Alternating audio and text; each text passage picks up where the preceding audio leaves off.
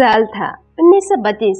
जगह थी पश्चिम ऑस्ट्रेलिया और दुश्मन थी 20,000 खतरनाक, चालाक और तेज रफ्तार वाली एमू पक्षी। जी हाँ, आपने सही सुना। ये कोई काल्पनिक कहानी नहीं बल्कि एक सच्ची ऐतिहासिक युद्ध था जिसमें ऑस्ट्रेलिया सेना ने मशीन गन से लैस होकर एमू पक्षी के खिलाफ मोर्चा खोला।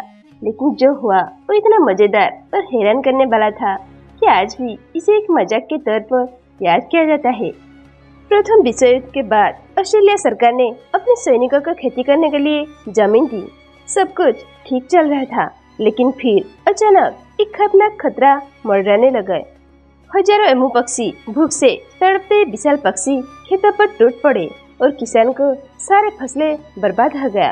किसान ने मदद के लिए सरकार का दरवाजा खटखटाया और सरकार ने लिया एक ऐतिहासिक फैसला जो इन पक्षियों के खिलाफ युद्ध छेड़ा जाएगा। फिर ऑस्ट्रेलिया सरकार ने 2 सैनिकों को जो लुइस मशीन गन और 10,000 गोलियों के साथ भेजा था।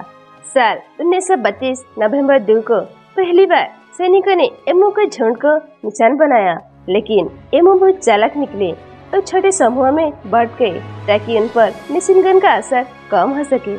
फिर 4 नवंबर को सैनिकों ने एक और बड़ा झुंड पाया और सीधे गोलीबारी शुरू कर दी, लेकिन इस बार मशीन गन जाम हो गई और एमू पक्षी फिर से भाग गए। जब तीसरी बार 6 नवंबर को सैनिकों ने ट्रक पर मशीन गन लगाकर एमू का पीछा किया, लेकिन एमू तेज दौड़ने में माहिर थे और ट्रक भी उनके पीछे नहीं टिक सका। 2 हफ्तों की कड़ी मेहनत के बावजूद सैनिकों केवल 1,000 एमू ही मार पाए, जबकि 19,000 से अधिक एमू बच रहे। ऑस्ट्रेलिया सैनिकों को इस युद्ध में अपमानजनक हार झेलनी पड़ी। नवंबर के अंत में सरकार ने यह अभियान बंद कर दिया और सेना को वापस बुला लिया। इस युद्ध के बाद एक अधिकारी ने कहा, अगर हमारी सेना के पास एमू जैसी गली सहने की ताकत होती तो हम किसी भी दुश्मन को हरा सकते थे।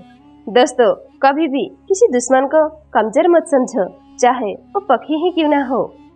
महान एमू युद्ध एक ऐसा अजीबोगरीब युद्ध था जहां आधुनिक हथियारों भी बेकार साबित हुए। पक्षियों ने इंसान को हरा दिया। यह इतिहास की सबसे मजेदार और हास्यास्पद घटनाओं में से एक मानी जाती है।